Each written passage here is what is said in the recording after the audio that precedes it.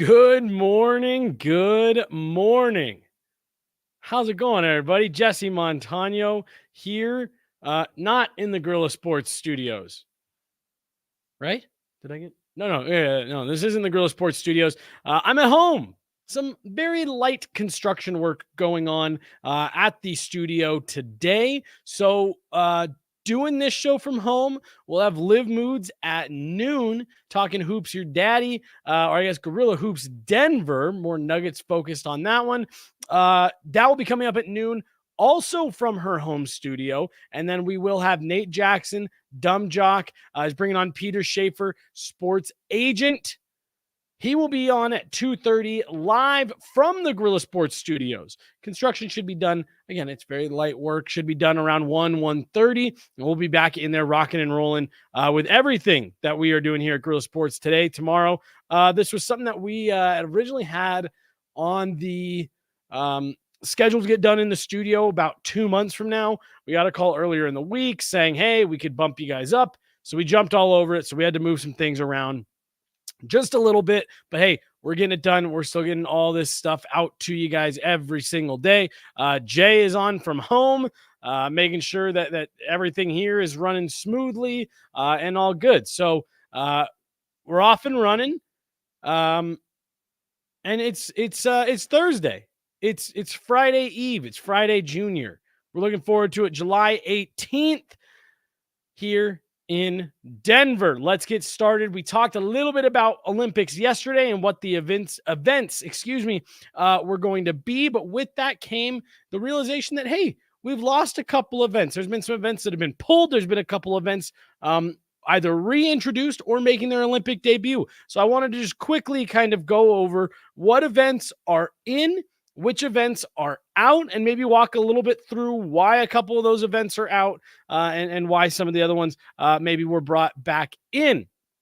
Starting with the events that are in, sport climbing is back after an absence in the last Summer Olympic cycle. I remember watching this 2 Olympic cycles ago. It was a ton of fun. I really liked it. It's basically sport rock climbing. It's climbing up, I don't think they're going to be doing any like live rock climbing. They're the, I don't know what you call those other than rock climbing walls. But it's speed. It's how quickly you can get up. I remember they were doing direct races. A lot of fun. Looking forward to that. Skateboarding making a return. We have seen it at the Olympics in the past, left again for last cycle. It is now coming back. Looking forward to that one as well. Surfing also back. I believe what I've kind of found from this one, this is really more geographical. Can they make this one happen without having to, go too far into building? I was seeing more videos yesterday of past Olympic facilities that have been used and now either abandoned or just sit there completely unused. So I do believe this one is more geographical. But making its Olympic debut is breaking, more commonly known as break dancing. Yes, this was among the group of Olympic events that were approved recently by the IOC, the International Olympic Committee, along with sports like flag football and things like that. But breakdancing is making its Olympic debut this year in 2024. I want to say I'm looking forward to watching it and seeing, the debut of a new event and new competitors and, folks who are going to get their chance to compete on the Olympic stage for the first time. I'm going to be honest, guys. I just can't. I can't fully commit myself to that. I can't tell you guys with a ton of faith that I'm going to be glued to the TV for breakdancing at the Olympics. But hey, cool to see it making its Olympic debut. And again, like I said, I like to see them trying something new. I'm skeptical about flag football in the next cycle, but I like to see the IOC trying something new, trying to get new engagement, new fans. I have had conversations with people in the last couple of Olympic cycles that it does feel like the games had started to get a little bit stale. Just started to get a little bit stale. I talked about it. You guys have heard me talk about it several times over the last couple of weeks. I love the Olympics. I love when the Olympics roll around. I'm a Winter Olympics guy myself, which I know is kind of counter to what I am as far as actual real seasons go. I'm definitely a summer warm weather guy, but I love the Olympics. I love seeing people compete at this level. It's something that I don't think we fully have an appreciation for. And even as I'm sitting here kind of giving breakdancing a hard time, I'm sure these athletes are going to be unbelievable. The strength, the coordination, I'm sure is going to be amazing. I know I'll watch it. I know I'll catch some of it. But yeah, a new sport I'm always going to watch. Breakdancing maybe just isn't fully my cup of tea. But to get those 4 events in, that meant at least a couple of events had to come out, and 2 of the events were baseball and softball. The biggest issue with those is scheduling. We've talked about this with the NHL.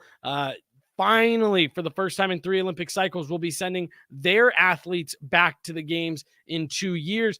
But that big issue was scheduling. The NHL had to take a large pause in the middle of the season to accommodate getting its players there. Same situation for baseball here. If you want the best of the best, it's going to have to come in the middle of the MLB season. Excuse me. And owners, team managers, things like that. I understand why they don't like that. Same goes for softball. On the collegiate side, you're just having to put too much of a pause on these leagues that are big money drivers, a lot of revenue at stake. And then especially when you're talking the pro ranks, you are talking about player safety. And these are players that have large contracts with MLB clubs being asked to put all that on hold and, go compete, yes, for their country. And again, I'm someone who I totally get it. I get, you talk to a lot of hockey players, especially Canadian hockey players. A lot of them will tell you winning an Olympic gold for Canada is right up there with winning the Stanley Cup. Now, I don't quite know if it's the exact same on the baseball side, but there are some, I'm sure, MLB players who are maybe from a little bit smaller nations, who that means a lot to be able to go compete for their country and wear that flag. So I get it. I don't take it lightly that those athletes aren't going, things like that. But if you want the best of the best, you have to put a pause on the season. And I get why owners, the league, etc., wouldn't like that, don't want that. So baseball and softball are out for that reason. And then karate, after just 1 Olympic cycle, it made its Olympic debut back in 2020. And it was a successful debut for karate at the Olympics, but the IOC did just cite a lack of excitement, a lack of overall interest in that event as to why they did not bring it back for the 2024 Paris Games. I'll be honest, I remember catching some of this last cycle, and it was fine. Again, it's really kind of one of those things I don't fully understand. The scoring system, the point system. I know if I sat down, took the time to learn, I'm sure it'd be easier to understand. We do still have Taekwondo this year. So if you're a martial arts or combat sports fan, we do still have something for you guys in the 2024 Olympics, but it will not be karate. Taekwondo is the only, like I said, combat sport that is still on the docket this year. Again, despite a semi-successful launch for karate in the 2020 games, just not quite enough widespread, broad appeal to bring it back for the 2024 games. So there you go, guys. I mean, otherwise, it's going to be a lot of what you are used to for the summer games: swimming, track and field, gymnastics, trampoline, weightlifting, wrestling again, handball, golf, fencing. We went over all this stuff yesterday. Diving, boxing, beach volleyball. It's predominantly what you have always remembered, watching on the Summer Olympics, but just a couple small tweaks. I thought we'd run through them here today, just because we are 6 days, 5 days, 5 days from the opening ceremony. So they're coming up quick. I'm really looking forward to it. I think I already told you guys, I will probably be dedicating a lot of my breath next week to Olympics and Olympic coverage. Comment coming in through the chat here. We need combat between the toughest refrigerator repairmen across the world. Yo, what would you call it? Because wouldn't that be fun? like a professionals of their industry type Olympics. Yeah, like for real, repairman, electrician, construction work. Like, ooh, that would be fun. Like a blue collar games. Get a blue collar games going. I would be all over that. All right, moving on from the Olympics. Really looking forward to it. But like I said, we'll be talking tons of Olympics next week, and really for the next couple of weeks. Hopefully, as the games roll on here across the next 2 weeks, starting early to mid next week. Looking forward to it. Say week more. All right, moving on over. ESPN released their controversial list of the top 100 athletes since 2000. Now, look, I'm not going to spend a ton of time on this. Pat McAfee, on his show on ESPN yesterday, said that this list highlights everything that people hate about ESPN. The list is absolutely all over the place. There's no consistency with how they're ranking athletes, how athletes are getting put ahead of the other. Look, now this is supposed to be the top athletes of the 2000s. So this goes back 24, nearly 25 years. There's a lot of data to kind of pour over. And look, the primary issue is that it's near impossible to compare across sports. Sure, you're going to have a couple of your rare, standouts in there. Sidney Crosby is yet to be named, as we are down to the top 25, yet to still be released. Sidney Crosby, I mean, that's a guy with 3 Stanley Cups, multiple MVPs. Really just dominant, domination of the league, multiple gold medals at the Olympics. I expect him to be firmly in the top 10, should probably be in the top 5. LeBron James hasn't been listed yet. The man you see right there in the middle of that graphic, Michael Phelps, has yet to be listed. Tons of records for the amount of medals that he has won at the Olympic Games. Tom Brady yet to be mentioned. So, you're obviously, again, Tom Brady going to be a top 5 given the success he's had. There's a couple of these athletes that you can say, okay, for sure. And truthfully, it's probably all the athletes that we've got, on the graphic right here, who have all yet to be named through to the top 25. Those ones probably aren't going to be the issue. Now, I'm sure they're going to find a way to, have some rankings that you don't fully agree with within that top 10, but I imagine they're going to get the top 10 pretty close to right. Pretty close to right. Beyond that, look, I poured through the list last night, 100 through 25. It's a train wreck. It's an absolute train wreck. Again, not because I have super strong feelings on, oh, this player should be higher than this player or this, but again, it's just I'm not sure. Like, there's plenty of them that I'm not sure what they're basing it on. For example, and this is the only, oh my God, I'm just being alerted that they did drop the top 25 this morning. Well, hold on. We'll get into that live here. I'll react to that live. But there is one thing I wanted to get into real fast. Again, as just a microcosm of how I'm just not sure how they split up these rankings. How they, actually decided who went where. So at 51, they have Steve Nash. NBA, one of the NBA greats, right? Especially of this generation. So here's Steve Nash's accomplishments cited as why he's the 51st, best athlete, top athlete of the 2000s. Key accomplishments: NBA 75th anniversary team, Basketball Hall of Famer, 2-time MVP, 8-time All-Star, 7-time All-NBA, and 5-time assist leader. Well, in his little excerpt here, ESPN notes that he never won a NBA championship. One of the greats never won. Now, Alex Ovechkin, ranked 54th.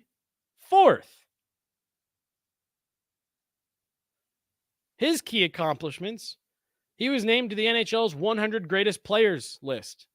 He is a Stanley Cup champion, as well as a playoff MVP by winning the Conn Smythe. He currently sits second all time in NHL goals, chasing down a record many thought would be unbreakable. He holds the NHL record with 312 power play points. He is the 9-time Rocket Richard winner as the NHL's leading goal scorer. He is a 3-time NHL MVP. He was a 2006 Calder Trophy winner as the league's top rookie. And he won the Art Ross Trophy in 2008.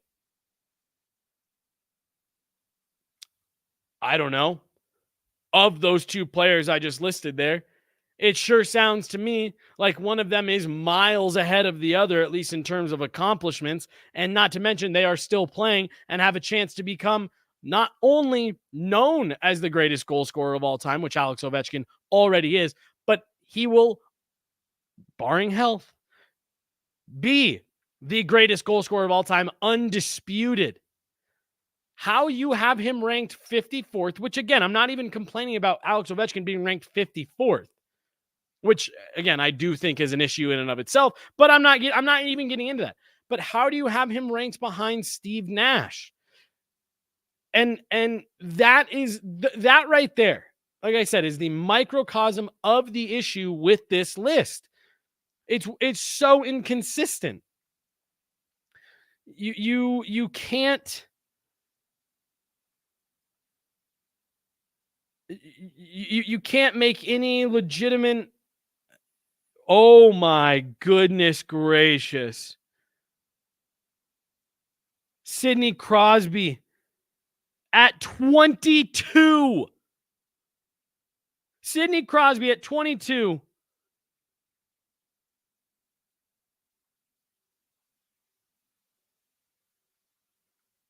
Named to the NHL's 100 greatest players list. 2-time Rocket Richard Trophy winner. 2-time Art Ross Trophy winner. 2-time Hart Trophy winner. 3-time Ted Lindsay Award winner. 3-time Stanley Cup champion. And 2-time Conn Smythe winner as playoff MVP. And they have him as the 22nd best athlete since the 2000s.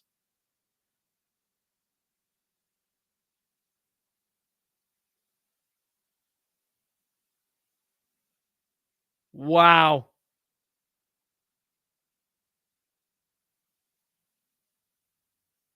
That is pretty crazy. That is pretty crazy. Here's your top 10. At 10, Kobe Bryant. 9, Usain Bolt. 8, Tiger Woods. 7, Simone Biles. 6, Roger Federer. 5, Tom Brady. 4, LeBron James. 3, Lionel Messi. 2, Serena Williams. 1, Michael Phelps.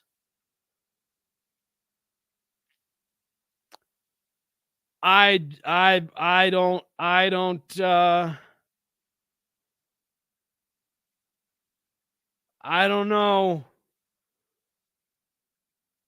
I don't know. That's wow. You're watching me react to this live. I literally said that I didn't think. I said, well, look at the top 10, right? I may disagree with some of where the rankings are. Look, those are some great athletes they've got in the top 10, no doubt about it. How do you have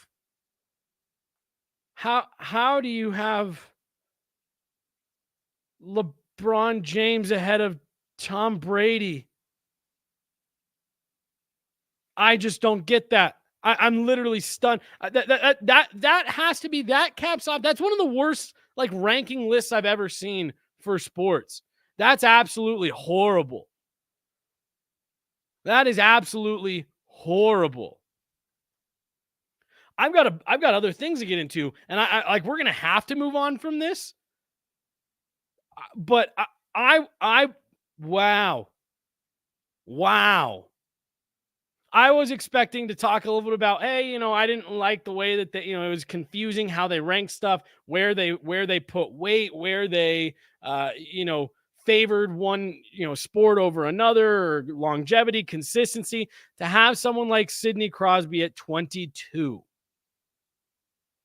who has dominated a sport for 2 decades, has won multiple championships across those decades, at 22. And you can also tell, this is one other thing, and then we are moving on. At least on the hockeys, I showed the two, Steve Nash and Alex Ovechkin. Now, there is a clear NBA bias in this list. If you go through it, there are NBA players, basketball players that get way more credit for accomplishments than even football, as we just saw with Tom Brady coming in behind LeBron James, which just doesn't make any sense to me. In the Steve Nash bio, it goes into his career and how he did it, where he played and where he thrived. The Alex Ovechkin one talks about the power of his slap shot. They actually had a bunch of things listed wrong on Sidney Crosby's bio. They had it listed as the Richard Trophy. It's not, wow, that was pretty crazy. I'm going to go back over that. We can maybe talk more about it again on another show this week once I've had a little bit more time to digest it. But like I said, Pat McAfee said it yesterday on ESPN. That list highlights everything that people hate about ESPN. And now seeing 1 through 25, I have to agree. I was willing to give them the benefit of the doubt, having seen only 100 through 26. I was willing to say, hey, look, I'm sure they'll get it right at the top and, blah, blah, blah, blah. It's hard to rank that many athletes. By the way, Connor McDavid, number 98 on that list. Wow. All right. Well, we'll revisit the ESPN's top 100. Maybe that's how we'll wrap out the week here on Guerrilla Sports Daily. We'll take a closer look to that. We're going to move on, briefly touch a little bit on some odds that have been updated for the NFL. But my goodness, ESPN, that shook me. Jay sent me the list for 1 through 25, and that shook me for the rest of the day. I might need to call out the rest of the afternoon, jump on the phone with Matt and tell him I can't handle the rest of today. All right. NFL did had some updated odds coming out. Now, I don't want to get into Super Bowl because that's, we're still real far out from that. But there was a couple things that stood out to me. Again, I'm going to move kind of quickly on this because ESPN took more of my time and brain power than I was expecting.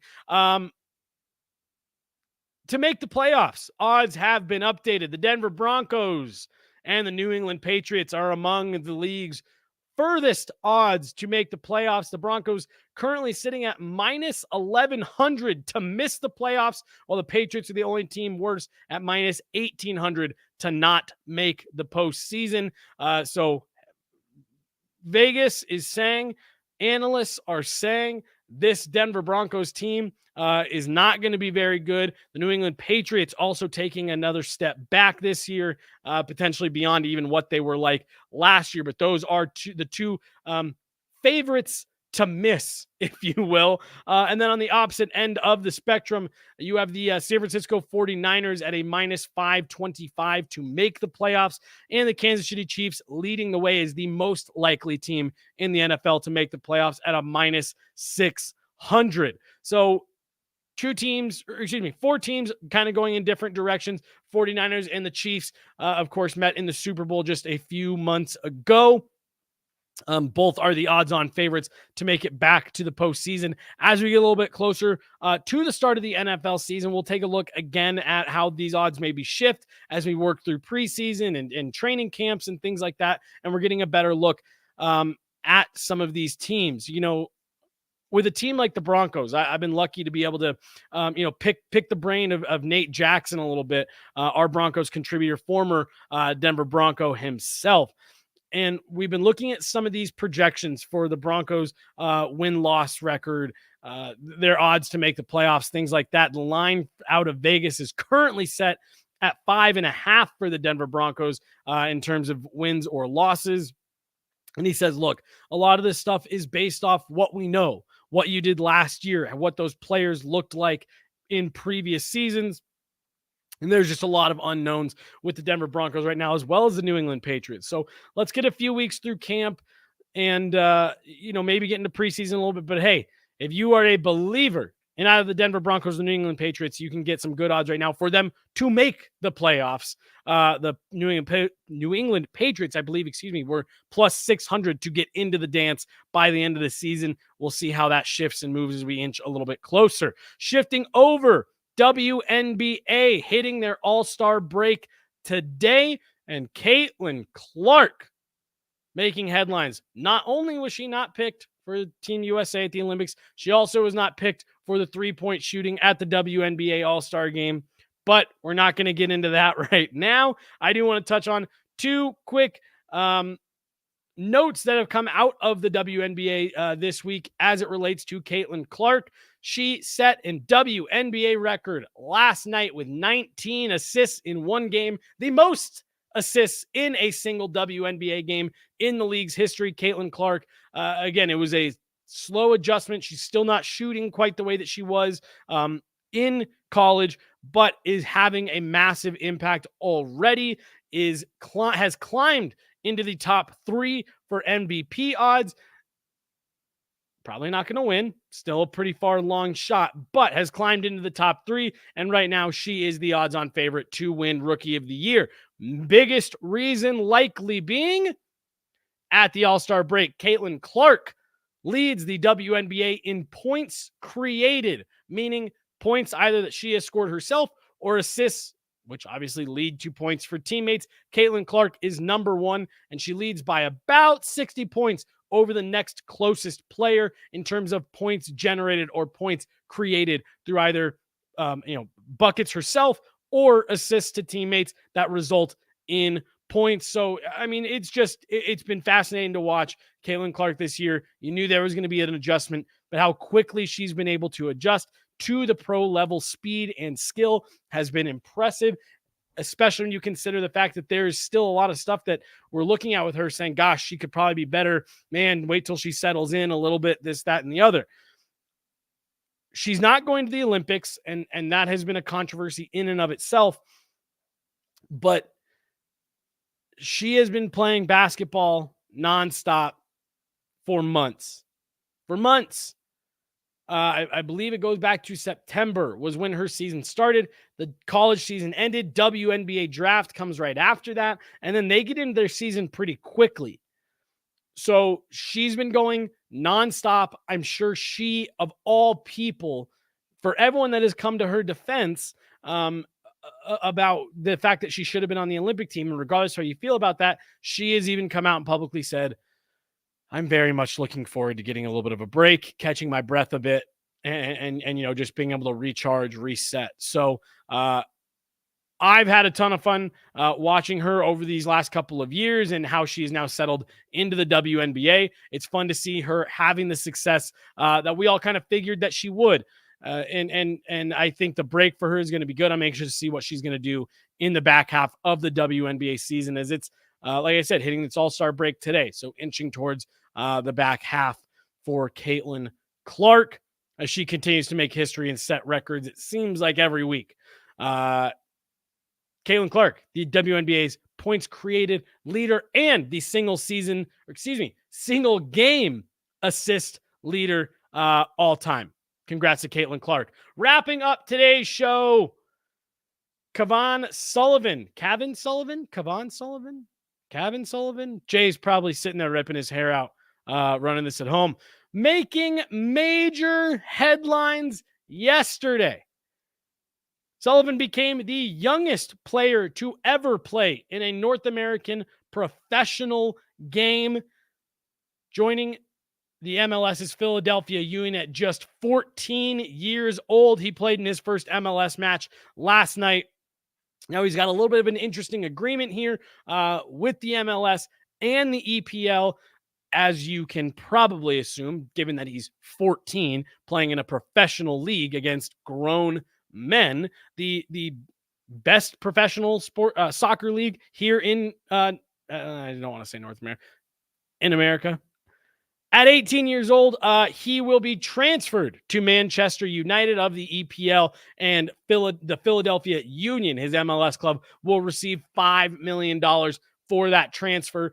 So, it's funny. I'm not going to change topics here, but we've talked about this. If you've watched our hockey show, you've heard us talk about the fact that Austin Matthews, in his draft year, this has now been several years ago, instead of staying and playing junior, he went over and Manchester City, not United. All right. See, and this is why I need Jay here. I'm sorry, Manchester City, and they're notorious for buying up players and paying money to get all the top talent from around. But like I was going to say, we talk a lot about Austin Matthews. He went and played overseas in his draft year before the NHL draft, and went and played in one of the men's professional leagues over there as a 17-year-old. It was great for his development. He was able to take another step up in terms of talent that he was playing against, his size and physicality. It also opened up his options for what he could do after he was drafted. Now, he went first overall and went straight to the NHL, but it gave him some options. This feels a little bit similar here for Sullivan and Man City, not Manchester United, Manchester City, where he can really start to take steps and really start to take big strides in his development. Now, the MLS is not the second best professional league in the world. It's probably not even in the top 5. But it's getting better. It's attracting more and more talent. And being able to step into this league as a 14-year-old, and we'll see. Obviously, he had his debut last night, but if he can jump into this league, hold his own, and develop over the next couple of years, or if he stays all 4 years until he heads to Manchester City at 18, you have to like this development track, and you have to appreciate him saying, I want to be playing against the best competition that I possibly can as I gear up to eventually play in the best league in the world. I think this is a really fun story. I want to see more young athletes do stuff like this with their development and prioritize getting better and prioritize playing against bigger, stronger, tougher competition. Now, obviously, again, the soccer sphere operates in a way that just is crazy to me. I think it's funny that, Manchester City can say, hey, let him play there for 4 years, then we'll give you $5 million, and then he comes over here. You see stuff similar to that in hockey where, you can draft a player. The Colorado Avalanche right here in Denver just drafted a goaltender who has a KHL contract. But that's one of those things that you're drafting his rights. And when the contract is up, if they want to come to North America, they've got a home, but it's not something that's kind of guaranteed. This is an exchange of money for this player to be transferred to a different team in a better league. And it's an interesting way of doing it. But as Jay was letting me know, this is kind of Manchester City's MO. Again, I like it for the player. I think it's going to be a fun development track. And it's always, it's fun to see athletes that are this far ahead of the curve that at 14, he can jump into the MLS and at bare minimum hold his own or be effective. So count me as being someone who will be following Philadelphia Union and Cavan Sullivan at least a little bit closer here over the next couple of years. We see how a 14, 15-year-old can hang in the MLS. Guys, that's all I got for today. We were going to get a little bit into Nike was doing their fitting for Team USA athletes today. We saw some shots of the warehouse on Twitter. It looks awesome, honestly. So we may talk a little bit about that here over the next couple of days as we get more pictures and videos coming out. But I got to go dive into this ESPN Top 100 list again and digest it all and see what we've got. And we'll maybe talk more about that here to round out the week tomorrow.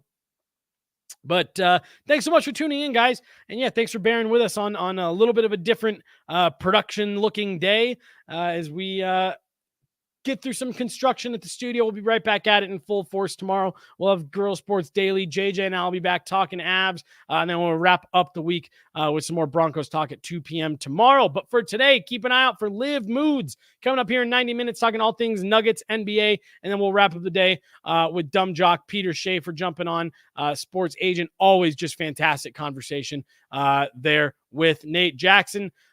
Thanks so much to Jay for jumping on, producing from home. I'm Jesse Montaño. This is Guerilla Sports Daily. Thanks so much for tuning in, guys.